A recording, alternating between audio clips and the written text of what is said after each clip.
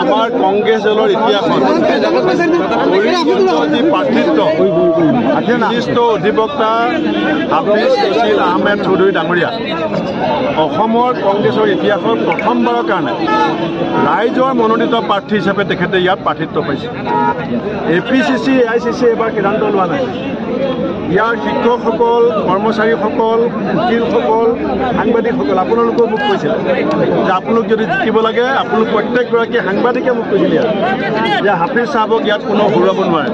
আৰু আজি আপোনালোকে দেখিছে এখন গাড়ী আমি ভাড়ালৈ দিয়া নাই। আমি খালি মিটিং হ'ব বুলি মাইক এনাউন্সমেণ্ট কৰিছোঁ।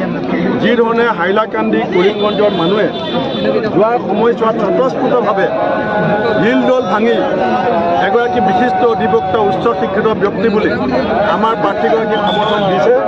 মই কৰিমগঞ্জৰ হাইলাকান্দিৰ মানুহৰ ওচৰত চিৰকৃতজ্ঞ। আৰু আজি মই কৈ থৈ গ'লোঁ যে এই সমষ্টিৰ ৰিজাল্ট ইতিমধ্যে ওলাই গৈছে।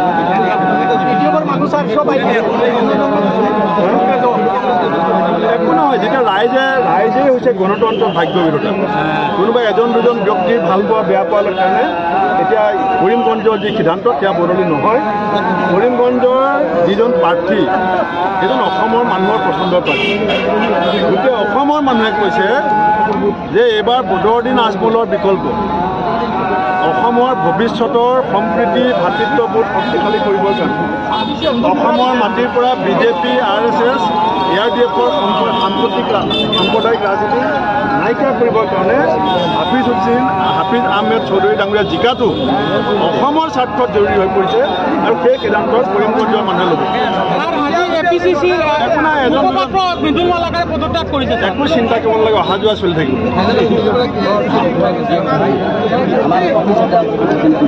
এতিয়া অসমক ভাল পোৱা, কৰিমগঞ্জক ভাল পোৱা, হাইলাকান্দিক ভাল পোৱা মানুহে সিদ্ধান্ত দলৰ স্বাৰ্থ, ব্যক্তিৰ স্বাৰ্থ, জাতীয় স্বাৰ্থ কৰিমগঞ্জৰ প্ৰাৰ্থীক, কৰিমগঞ্জৰ কংগ্ৰেছ প্ৰাৰ্থীক ৰাইজে আপনাৰ বিৰুদ্ধে একটা মামলা কৰা হয়েছে স্যাৰ, মামলা কৰা হয়েছে আপনাৰ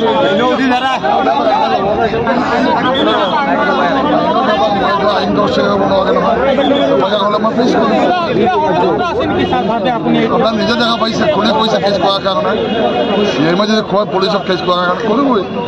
মই এইবোৰ হেৰি নকওঁ। আপনি ভয় খাইছেন সেখানে কেস ভয় পালে আমাক ঘৰত চ্যালেঞ্জ কৰি আছো। হাফিজ আহমেদ চৌধুৰী আইনক ভয় কৰিব নেকি?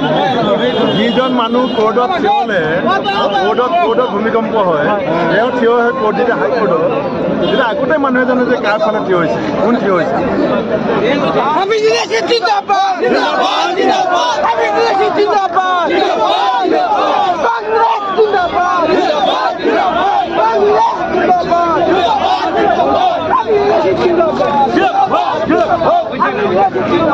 Get up!